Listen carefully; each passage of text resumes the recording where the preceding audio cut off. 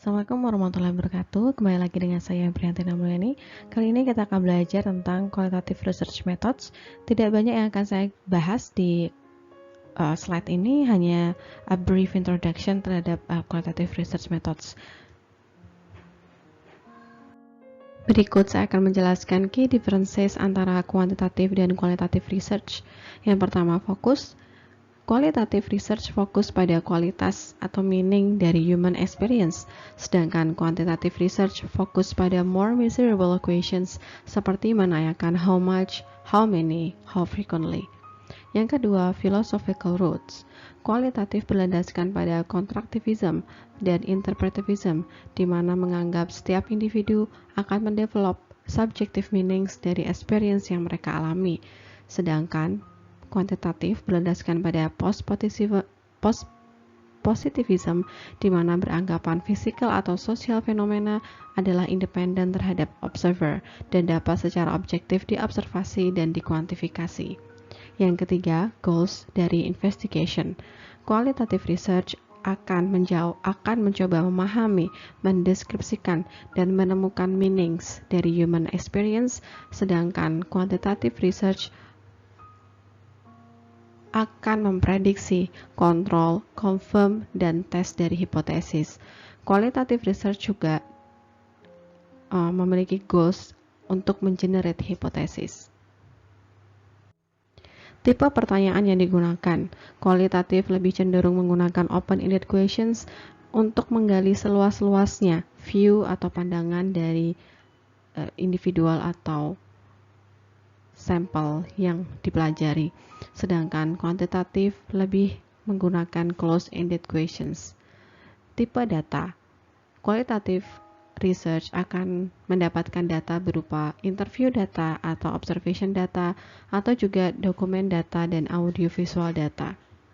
Sedangkan quantitative research akan mendapatkan performance data, attitude data, observational data, dan census data.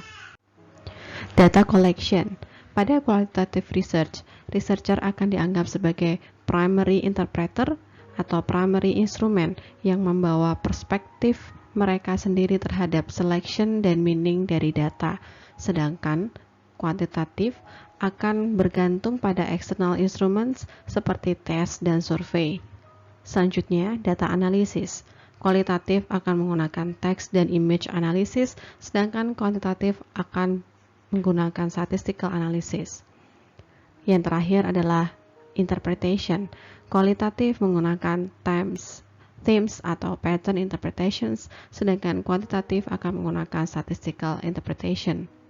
Selain itu, cara memvalidasi data yang digunakan atau hasil yang digunakan antara kualitatif dan kuantitatif juga berbeda.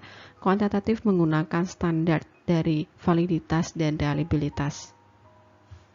Berikut ini saya akan menjelaskan tentang research approaches dan research designs. Kita telah mengetahui ada 3 macam research approaches, yaitu kuantitatif, kualitatif, dan mix. Untuk slide ini, kita akan fokus pada kuantitatif dan kualitatif saja. Jika teman-teman tertarik mempelajari lebih lanjut tentang mix research, teman-teman dapat membuka kembali buku yang saya cantumkan sebagai referensi. Research designs akan menjelaskan tentang specific direction for procedures atau juga sering disebut dengan type of inquiry atau strategies of inquiry yang menjelaskan cara menginvestigasi riset yang kita lakukan.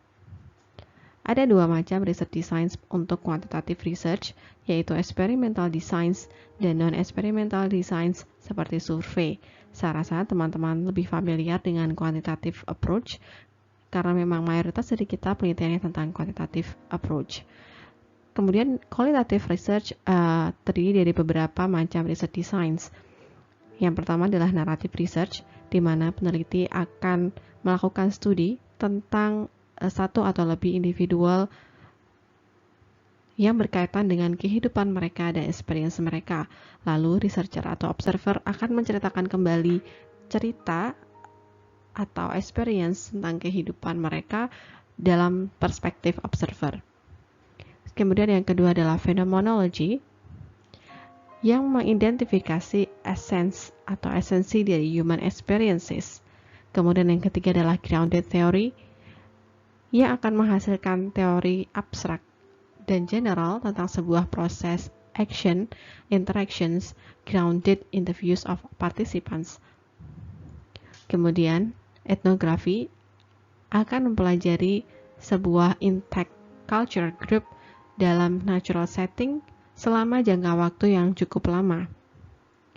Kemudian, yang terakhir adalah case study, di mana kita akan mengeksplorasi event, program, activity, proses, satu atau lebih individuals secara mendalam. Masing-masing riset desain ini dihasilkan atau dilahirkan dari berbagai macam social sciences, seperti misalnya grounded theory dari sosiologi, kemudian phenomenological research dari filosofi dan psikologi, kemudian etnografi dari antropologi dan sosiologi. Sedangkan case study dapat menggunakan mix dari berbagai macam background ilmu tadi. Sehingga tidak jarang case study ini menjadi salah satu metode yang paling favorit untuk qualitative research. Selanjutnya, saya akan bahas tentang 5 qualitative research methods. Yang pertama dan paling sering digunakan adalah interviews. Di sini kita akan melakukan one-on-one conversation dengan user untuk belajar tentang user's experience, opinions, dan interest. Interview dapat dilakukan dengan face-to-face, bertemu secara in-person atau juga melalui telepon. Dengan interview perseorangan ini, kita akan mendapatkan full range and depth information. Selanjutnya, tipe yang kedua adalah direct observation, di mana kita akan mengobservasi secara langsung kepada users untuk mendapatkan pemahaman yang lebih baik tentang apa yang mereka lakukan. Kadang-kadang, self-reported atau juga interview berbeda dengan apa yang sebenarnya mereka lakukan. Metode ini akan penting untuk melakukan riset tentang desain dan user process. Selanjutnya, tipe yang ketiga yaitu contextual inquiry, di mana dia merupakan mix antara direct observation dan user interview. Dengan cara demikian, kita akan mendapatkan better understand context of use. Di sini, kita akan menanyakan atau memberikan beberapa pertanyaan yang general kepada user, kemudian kita akan mengamati atau mengobservasi apa yang sebenarnya user lakukan. Contextual inquiry ini akan dilakukan atau dilaksanakan pada konteks dan work environments dari participants dan bukan dari konteks kita. Tipe yang keempat adalah diary studies. Dari studies ini kita akan mengumpulkan users interactions dan behaviors over time ketika mereka melaksanakan atau menyelesaikan tugas tertentu. Tidak ada direct observation pada metode ini, yang ada adalah self-reported data, sehingga partisipan akan melakukan spesifik task tertentu setiap harinya untuk waktu yang cukup lama. Mereka akan melaporkan apa yang sebenarnya melakukan, apa yang sebenarnya mereka rasakan ke dalam sebuah daily logs. Dari daily logs tersebut kita akan mempelajari tentang beberapa hal yang terkait dengan perilaku, interaksi dari user sepanjang waktu. Diary studies ini akan sangat penting untuk dua tujuan. Yang pertama adalah habitual usage data, di mana kita akan mendapatkan beberapa hal laporan terkait behavior atau perilaku dari partisipan tersebut. Seperti berapa lama mereka engage dengan produk kita, bagaimana cara mereka sharing konten tersebut, dan prioritas apa yang mereka selesaikan. Selain itu, kita juga dapat mengetahui perubahan dari attitude, behavior atau motivation over time yang terjadi pada partisipan. Hal ini misalkan kita akan mengetahui bagaimana reaksi partisipan ketika mereka membeli produk untuk pertama kali. Apakah mereka akan loyal dengan produk tersebut atau tidak? Apakah ada perubahan pembelian atau tidak? Kemudian juga terkait dengan brand perception dari partisipan tersebut. Metode yang kelima adalah focus group yang dilakukan oleh 6-9 users pada setiap grup.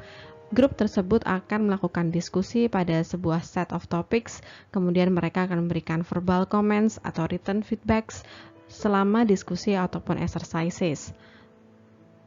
Focus group discussion ini biasanya akan dilakukan sepanjang 2 jam dan akan dirun oleh seorang moderator untuk menjaga supaya grup tersebut tetap fokus pada tema yang ditentukan.